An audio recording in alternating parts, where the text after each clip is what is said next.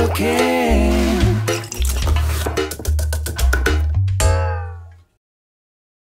Bonjour à tous, aujourd'hui on se retrouve pour une nouvelle recette. On va faire des pains buns, à savoir les buns, ce sont les pains qui servent pour faire des hamburgers. Donc vous allez voir, il n'y a rien de compliqué, c'est assez simple.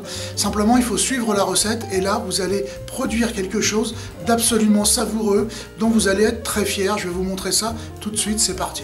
Pour réaliser les pains pour les hamburgers ainsi que pour les hot dogs, il va nous falloir 500 g de farine, 180 ml d'eau, 100 g d'œufs, 30 ml d'huile d'olive, 25 g de sucre, 8 g de sel, ainsi que 42 g de levure boulangère. Pour la déco de nos pains burgers, on va avoir besoin de quelques oignons frits, des graines de pavot bleu, là j'ai un mix de sésame donc de différentes couleurs, des graines de sésame au wasabi, ça s'appelle du umami, c'est vraiment terrible, si vous pouvez en trouver c'est génial, et des graines de sésame doré. Alors on va réaliser la détrempe avec le batteur et le crochet. La première opération va consister à mélanger tous les liquides, donc c'est parti, j'ajoute l'huile, j'ajoute l'eau, l'œuf, j'ajoute le sucre également, j'émiette la levure dans la cuve du batteur.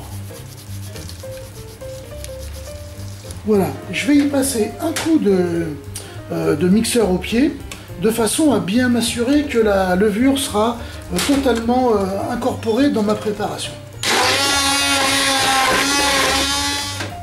Impec, il nous reste à ajouter la farine, en une fois, et puis on va la faire tourner à faible vitesse dans le batteur. Alors non, je n'ai pas oublié d'ajouter le sel. Le sel, je l'ajouterai un peu plus tard, lorsque le pâton aura pris, je vous expliquerai pourquoi. Voilà, je vais laisser tourner jusqu'à ce que la pâte soit complètement décollée des parois, ce qui est quasiment le cas, on y est presque. Et puis à ce stade, je pourrai rajouter le sel, ce qui permettra au pâton en fait de se resserrer véritablement. Impec, la pâte ne colle plus, d'ailleurs on l'entend, et on le voit. Je rajoute le sel. Et je vais laisser tourner encore environ 5 minutes. Voilà, maintenant je vais sortir la pâte, vous voyez, elle est bien élastique, le réseau de gluten s'est bien développé. Je vais la mettre dans un saladier et on va la laisser pousser un petit moment. Voilà, j'ai mis un peu de matière grasse au fond du saladier de façon à ce qu'elle n'adhère pas. J'en ai mis un petit peu sur le dessus aussi. Et puis je vais filmer la pâte au toucher, juste pour éviter qu'elle ne croûte. C'est très simple au toucher, ça veut dire que vous allez descendre le film plastique directement sur la pâte au contact. J'ai préchauffé le four à 30 degrés et je vais la laisser une petite trentaine de minutes dedans de façon à ce qu'elle puisse se développer correctement. Elle a bien levé, hein, la doublette de volume, c'est nickel, on va pouvoir la travailler. Alors, on va la mettre sur la planche. Parfait. Puis, on va la dégazer tout simplement avec les mains. Puis on va essayer d'en faire un rectangle, voilà, tout simplement, comme ça. Hop, parfait. Alors ce rectangle, on va le prendre, on va le plier en portefeuille.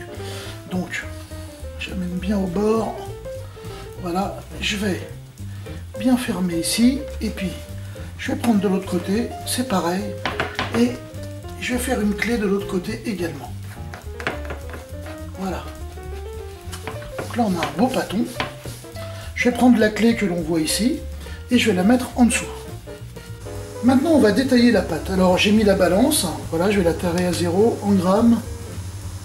Impec. Donc je pense que pour nos pains burgers, on devrait pouvoir avoir quelque chose de très correct avec des pains tournant entre 60 et 65 grammes maximum. Alors, on coupe en main. 62, ça me semble pas mal. Alors on va prendre maintenant ce morceau et je vais l'aplatir un petit peu comme ça, sommairement avec les doigts. Et c'est là qu'il y a un petit geste technique à réussir, qui est très simple, vous allez voir, c'est que je vais prendre les bords et je vais les rabattre vers l'intérieur et je vais appuyer comme ceci, comme ceci, comme ceci. Ça s'appelle faire une clé. Je fais pareil avec les petits bouts qui restent autour. Je vais retourner la boule et je vais la faire tourner dans ma main de façon à serrer en fait, à tendre la pâte autour de cette clé. Et en fait, c'est cette clé qui permettra à notre boule d'être bien ronde et de pousser de façon uniforme. Alors, pour les hot dogs, vous voyez, j'en ai déjà fait un. Pareil, un petit pain, un petit morceau autour de 60 grammes. Là, on est à 57.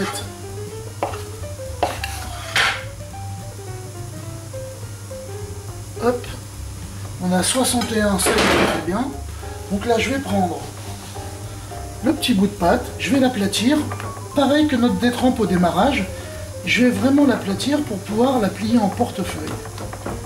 Voilà. Alors, je commence par le bord du milieu, du haut, et je forme cette clé, et je ferme avec le bord du bas, et je forme cette clé également. Voilà. Maintenant, je peux la rouler un petit peu. Alors, on voit la clé qui est ici, voilà. Ce que je vais faire, c'est que je vais replier les bords vers l'intérieur, et je vais la rouler encore. Voilà. Et je vais la stocker avec toujours la clé en dessous. Voilà, maintenant je vais les remettre à pousser à 30 degrés au four. Voilà, on le voit, ils ont quand même bien pris du volume, surtout que ça va continuer au four. Bon, à part ce petit hot dog que j'ai fait avec une chute, mais c'était pour pas la jeter. Sinon, les autres ont quand même une taille qui est tout à fait respectable, et les pains également. Donc maintenant, on va les décorer. Donc, on va commencer par passer du jaune d'œuf dessus, tout simplement, hein, comme on fait traditionnellement sur n'importe quoi qui a poussé, qui va au four. On va dorer les hot dogs. On va maintenant ajouter nos petites graines de décoration. Alors on va mettre des graines de umami ici par exemple. On va mettre du sésame doré. Allez, sur les hot dogs, moi j'ai envie de mettre des petits oignons frits. Je sens que ça va être quelque chose de sympa ce truc là. Sur les autres, je vais mettre un petit mix de nigel.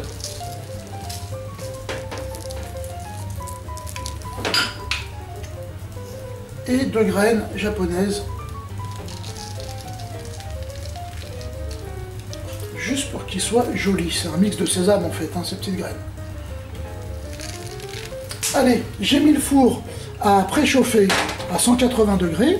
Donc on va les envoyer pour une douzaine de minutes en gros. Hein, il suffira de les surveiller un petit peu. Alors auparavant, ce que je vais faire, c'est que je vais donner une petite flexion sur le dessus en fait de mes petits pains pour éviter qu'ils deviennent vraiment trop gros et donc qu'ils gonflent, mais en partant d'un peu plus bas. Parfait. Allez, c'est parti. On se retrouve dans 14 minutes. Alors voilà, nos petits pains sont sortis du four. Donc ce que je vais faire maintenant, je vais simplement les recouvrir avec un linge de façon à ce que leur humidité reste en fait enfermée et que cette humidité ne s'évapore pas, ce qui pourrait les rendre secs. Donc je les laisse sous le linge et je vais les laisser refroidir complètement de cette façon. Voilà, on le voit, hein, ils sont cuits. Regardez un peu, hein, je vous mens pas. Regardez, ils sont super souples. C'est que du bonheur. On va en ouvrir un, c'est pareil pour les hot dogs. Hein. Je veux pas les abîmer parce que je veux pas que mes petits oignons foutent le camp, mais vous voyez la souplesse du pain, c'est du bonheur. Allez, j'en ouvre un. De toute façon, mes gosses, dès qu'ils seront faits, dès qu'on aura fini la vidéo, en gros, ils vont tomber dessus. Il va falloir que je fasse une photo très vite, parce qu'à mon avis, je vais avoir du mal à en récupérer. Voilà. Ah, regarde ça. C'est souple, c'est beau et c'est bon. Bon, je crois qu'il n'y a plus qu'à. Alors... Allez, à table. À table, c'est parti. Voilà, vous allez vite vous rendre compte que cette recette de buns est vraiment une recette terrible. Moi, j'ai envie de dire c'est une recette de buns gastronomique. À savoir, la qualité de ce pain est absolument énorme parce que c'est un vrai pain, mais il reste souple, il reste tendre et il est surtout très goûteux. Donc moi, je vous invite à reproduire la recette chez vous, à me laisser des coms pour me dire si vous avez apprécié ou pas, hein, n'hésitez pas. Et puis, bien entendu, partagez la recette sur vos réseaux sociaux préférés. Abonnez-vous à ma chaîne si ce n'est pas encore fait.